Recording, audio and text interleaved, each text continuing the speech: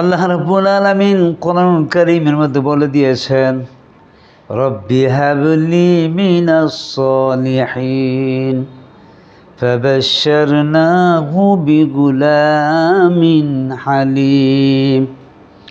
হযরত ইব্রাহিম আলাইহিস সালাম উনি বৃদ্ধ বয়সে আল্লাহ পাকের কাছে দোয়া করেছেন। কি জন্য দোয়া করেছেন? আল্লাহ পাক ওই দোয়াটা তিনি শিখাই দিয়েছেন।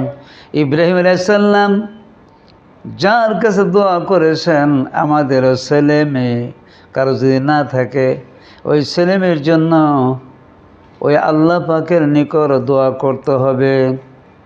কি দোয়া করেছেন? আল্লাহ পাক কোরআনুল কারীমের মধ্যে তিনি পোর্ট করে দিয়েছেন।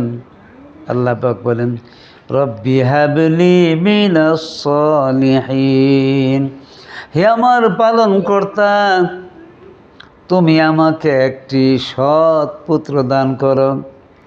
তার জবাবে আল্লাহ পাক বলেন, কি বলেছেন? আল্লাহ পাক কোরআনুল কারীমের মধ্যে তিনি বলে দিয়েছেন, ফাবাশশারনাহু বিগুলামিন হালিম, অতঃপর আমি তাকে একজন সহনশীল পুত্রের সুসংবাদ দান করলাম।